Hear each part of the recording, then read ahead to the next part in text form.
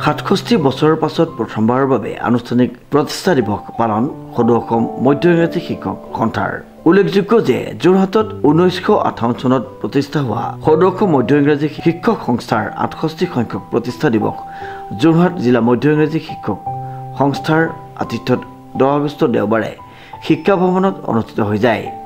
আজিৰ এই দিনটোত 10 আগষ্ট তাৰিখে যোৰহাট জিলাত সদৌ অসম মধ্য ইংৰাজী শিক্ষা সংস্থাৰ জন্ম হৈছিল আৰু বিগত 68 বছৰ এই জন্মক্ষণটো আমি ইমান বছৰে প্ৰতিষ্ঠা দিৱস হিচাপে পালন কৰা নাছিলোঁ। এইবেলি যোৰহাট জিলা মধ্য ইংৰাজী শিক্ষক সংস্থাৰ আমন্ত্ৰণত সদৌ অসম মধ্য ইংৰাজী শিক্ষক সংস্থাই এই প্ৰতিষ্ঠা দিৱস পালনৰ শুভাৰম্ভ আৰম্ভ কৰিলে। আমাৰ এই গোটেই সময়খিনিৰ এই বৃহৎ সময়খিনিত আমাৰ শিক্ষক শৈক্ষিক এই বিষয়সমূহ আৰু আমাৰ যিসকল বৰেণ্য ব্যক্তি আমাৰ এই অনুষ্ঠানটো পোহপাল দিছিল, জন্ম দিছিল, সেই অনুষ্ঠানটো ৰূপায়িত কৰা আৰু আমাৰ গোটেই শিক্ষক সমাজক এই ঐতিহ্যপূৰ্ণ এই মহত্বপূৰ্ণ অনুষ্ঠানটোৰ এটা সবিশেষ সম্যক ধাৰণা দিবলৈ বা ইয়াৰ জন্মক্ষণ কেনেকৈ আৰম্ভ হৈছিল, ক'ত কাৰ মহানতাৰ ফলত সৃষ্টি হৈছিল, এই গোটেই কথাবিলাক আজি আমাৰ এই সভাত খৰচি মাৰি আলোচনা হৈছে। আমি ইয়াত বিশিষ্ট আমাৰ এই যোৰহাটৰ সুযোগ্য সন্তান আমাৰ মাখন চন্দ্ৰ বৰা আছিল আমাৰ সংস্থাৰ প্ৰতিষ্ঠাপক সম্পাদক। তেখেতৰ সুযোগ্য সন্তান ডক্টৰ উৎপল বৰা ডাঙৰীয়াক আজি আমি আমাৰ সভাত মুখ্য অতিথি হিচাপে আমন্ত্ৰণ কৰি আনিছোঁ। আমি ইয়াত আনিছোঁ আমাৰ এই বিনীত বৰা ছাৰ। তেখেত আজি আমাৰ এই সভাখনৰ অনুষ্ঠানৰ এটা বিশেষ আকৰ্ষণ। তেখেত আটাইতকৈ বয়োজ্যেষ্ঠ মানুহ আৰু তেখেতে 1961 চনৰ পৰাই সদৌ অসম মধ্য ইংৰাজী শিক্ষক সংস্থাৰ সৈতে জড়িত। আজি তেখেতক আমি ইয়াত পাই আমি আপ্লুত হৈছোঁ। আচলতে আমাৰ যেতিয়া জন্ম হোৱা নাই তেতিয়াই তেখেতে এই সদৌ অসম মধ্য ইংৰাজী শিক্ষক সংস্থাৰ এটা অংশ আছিল, সবল অংশ আছিল, য'ত আমি আজি সভা কৰি আছোঁ। এই সভাগৃহ তেখেতৰ প্ৰচেষ্টাত গঠন হৈছিল। গতিকে আজি ইয়াত শৈক্ষিক শিক্ষকৰ দায়িত্ব, শিক্ষকৰ কৰ্তব্য, শিক্ষাৰ ক্ষেত্ৰত আমাৰ ভৱিষ্যত কৰ্মপন্থা, এই গোটেই বিষয়সমূহক সামৰি আজি আমাৰ এই অনুষ্ঠানটো হৈছে। যোৰহাট জিলা মধ্য ইংৰাজী শিক্ষক সংস্থাৰ আমন্ত্ৰণত ৰাতিপুৱাৰ পৰাই আমি প্ৰথম অৱস্থাত আমাৰ গছপুলি ৰোপণ কাৰ্যসূচী ৰূপায়ণ হৈছে। তাৰ পৰৱৰ্তী আমি আমাৰ সংস্থাৰ পতাকা উত্তোলন কৰিছোঁ। তাৰপিছত আমি শ্বহীদ তৰ্পণ, শ্ৰদ্ধাঞ্জলি অনুষ্ঠান, এই অনুষ্ঠানসমূহৰ মাজেৰে আমি আমাৰ এই মহানসকলক আমি আজি ইয়াত স্মৰণ কৰিছোঁ আৰু আমি ইয়াক পৰৱৰ্তী সময়ত আমাৰ সংস্থাই অব্যাহত ৰাখিবলৈ সিদ্ধান্ত গ্ৰহণ কৰিছোঁ। কাৰণ আমাৰ আজি এটা পবিত্ৰ দিন, আমাৰ এটা বিশেষ গুৰুত্বপূৰ্ণ দিন, পবিত্ৰ দিন।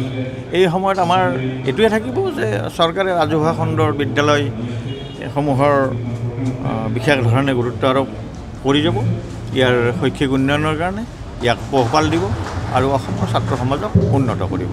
প্ৰথমবাৰৰ বাবে আনুষ্ঠানিকভাৱে পালন কৰা প্ৰতিষ্ঠা দিৱসৰ পুৱা গছপুলি ৰোপণ কৰে অৱসৰপ্ৰাপ্ত প্ৰধান শিক্ষক থানুৰাম বৰা, সমাজকৰ্মী জীৱন চন্দ্ৰ হাজৰিকাই। পতাকা উত্তোলন কৰে কেন্দ্ৰীয় সমিতিৰ সভাপতি দীপেন শৰ্মাই। স্মৃতি তৰ্পণ কৰে কেন্দ্ৰীয় সমিতিৰ উপদেষ্টা মুকুল বৰাই আৰু বন্তি প্ৰজ্বলন কৰে যোৰহাট সমষ্টিৰ বিধায়ক হিতেন্দ্ৰনাথ গোস্বামীয়ে। আৰু সদৌ অসম মধ্য ইংৰাজী শিক্ষক সংস্থাৰ প্ৰাক্তন সভাপতি আৰু বৰ্তমানৰ উপদেষ্টা ৰঞ্জিত কুমাৰ বৰাই।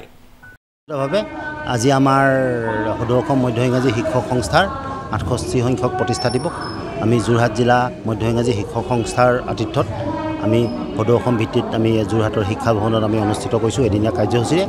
আজি আমাৰ কেন্দ্ৰীয় নেতৃবৰ্গৰ উপৰিও গুৱাহাটী প্ৰযুক্তি বিজ্ঞান প্ৰতিষ্ঠানৰ মুৰব্বী অধ্যাপক, জৈৱ বিজ্ঞান আৰু জৈৱ অভিযান্ত্ৰিক বিভাগৰ মুৰব্বী অধ্যাপক ডক্টৰ উত্তল বৰুৱা নিৰ্দিষ্ট বক্তা হিচাপে আজি আমাৰ সভাত অংশগ্ৰহণ কৰিছে আৰু আমাৰ বিদ্যালয়সমূহৰ পৰিদৰ্শক বাইদেৱে উদ্বোধন কৰা মুকলি সভাত আমাৰ অসমৰ বিভিন্ন জিলাৰ পৰা আমাৰ শিক্ষাগুৰুসকল ইয়াত উপস্থিত হৈছেহি আৰু আমাৰ যোৰহাট জিলাৰো সমূহ শিক্ষক শিক্ষয়িত্ৰী একত্ৰিত হৈ আজি আমাৰ এই বিশেষ দিনটো আমি পালন কৰিছোঁ।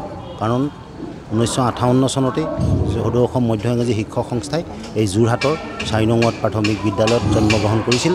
তেওঁলোকৰ আমি ইয়াত প্ৰতিষ্ঠা হৈছিল আৰু 10 আগষ্ট তাৰিখে, আৰু সেই উদ্দেশ্য আগত ৰাখি আমি 10 আগষ্টত সদৌ অসম মধ্য ইংৰাজী শিক্ষক সংস্থাৰ ইতিহাসত প্ৰথমবাৰৰ বাবে আমি যোৰহাটত প্ৰতিষ্ঠা দিৱস আমি উদযাপন কৰিবলৈ পাই আমি গৌৰৱ অনুভৱ কৰিছোঁ যোৰহাট জিলা মধ্য ইংৰাজী শিক্ষক সংস্থাই। আৰু আমি যৎপৰোনাস্তি নাস্তি আমি চেষ্টা চলাইছোঁ যে অসমৰ বিভিন্ন প্ৰান্তৰ পৰা অহা শিক্ষাগুৰুসকলক আমি যাতে সুন্দৰ এটা ব্যৱস্থাপনাৰে আপ্যায়ন কৰি ইয়াৰ পৰা আমি তেখেতসকলক বিদায় দিব পাৰোঁ। যোৰহাটৰ সুনাম অৰ্থাৎ যোৰহাটৰ গৌৰৱ আমি অক্ষুণ্ণ ৰাখিব পাৰোঁ, তাৰ আমি চেষ্টা ক্ৰুটি কৰা নাই। আৰু আমি যোৰহাট জিলা মধ্য ইংৰাজী শিক্ষক সংস্থাসমূহ বিষয়ববীয়া সদস্যাই আমি একাধিক্ৰমে আমি খুব কম সময়ৰ ভিতৰতে আমি এই অনুষ্ঠানটো অনুষ্ঠিত কৰিছোঁ। গতিকে আমি পুনৰবাৰ যোৰহাট জিলা মধ্য ইংৰাজী শিক্ষক সংস্থাৰ তৰফৰ পৰা অসমৰ বিভিন্ন প্ৰান্তৰ শিক্ষাগুৰুসকল তথা আমন্ত্ৰিত বিশিষ্ট অতিথিসকল সকলোকে আমি কৃতজ্ঞতা জ্ঞাপন কৰিছোঁ আমাৰ এই অনুষ্ঠানত উপস্থিত থাকি আমাক উৎসাহিত কৰাৰ বাবে। ধন্যবাদ। ইয়াৰ পাছতে দীপেন শৰ্মাৰ সভাপতিত্বত অনুষ্ঠিত মুকলি সভা উদ্বোধন কৰে সমগ্ৰ শিক্ষা যোৰহাট জিলা আঁচনি বিষয়া পৰশ গোস্বামীয়ে। সভাত IIT গুৱাহাটীৰ অধ্যাপক ডক্টৰ উৎপল বৰাই নিৰ্দিষ্ট বক্তাৰূপে অংশগ্ৰহণ কৰি বিশ্বত 27 কোটিৰো অধিক ছাত্ৰ ছাত্ৰী স্কুল বহিভূত বুলি উল্লেখ কৰি স্কুলৰ কাৰণেও অনলাইন শিক্ষা প্ৰৱৰ্তনৰ পোষকতা কৰে। জিলা সংস্থাৰ সম্পাদক হেমন্ত বৰুৱাই আগধৰা সভাৰ উদ্দেশ্য ব্যাখ্যা কৰে সদৌ অসম মধ্য ইংৰাজী শিক্ষক সংস্থাৰ সম্পাদক প্ৰধান অতুল চন্দ্ৰ দাসে। শিক্ষক শিক্ষয়িত্ৰীসকলৰ সমবেত সংগীতেৰে আৰম্ভ হোৱা সভাত যোৰহাট জিলা মধ্য ইংৰাজী শিক্ষক সংস্থাৰ প্ৰাক্তন সভাপতি গুৰুমহীয়ান বিনীত বৰাক ৰাজহুৱাভাৱে সম্বোধনা জ্ঞাপন কৰা হয়। সভাত শিক্ষকসকলৰ বিভিন্ন সমস্যাসমূহৰ লগতে শিক্ষাৰ বিভিন্ন দিশ আলোকপাত কৰা হয়। সভাত প্ৰতিষ্ঠা কালৰে পৰা বৰ্তমানলৈকে জড়িতসকলৰ ত্যাগক বিশেষভাৱে স্মৰণ কৰে।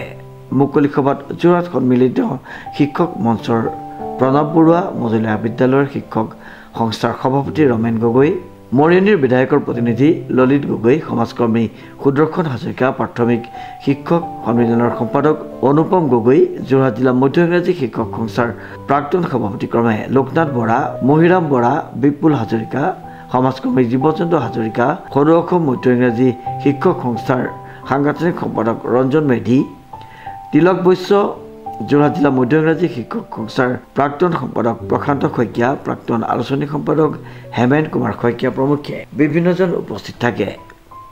যোৰহাট জিলা মধ্য ইংৰাজী শিক্ষক সংস্থাৰ সভাপতি সম্পাদকৰ লগতে সদস্যাসকল বিভিন্ন বিদ্যালয়ৰ প্ৰধান শিক্ষক শিক্ষয়িত্ৰী কৰ্মচাৰীৰ উপৰিও বিভিন্ন জিলাৰ সভাপতি সম্পাদক আৰু প্ৰতিনিধিয়ে অংশগ্ৰহণ কৰে।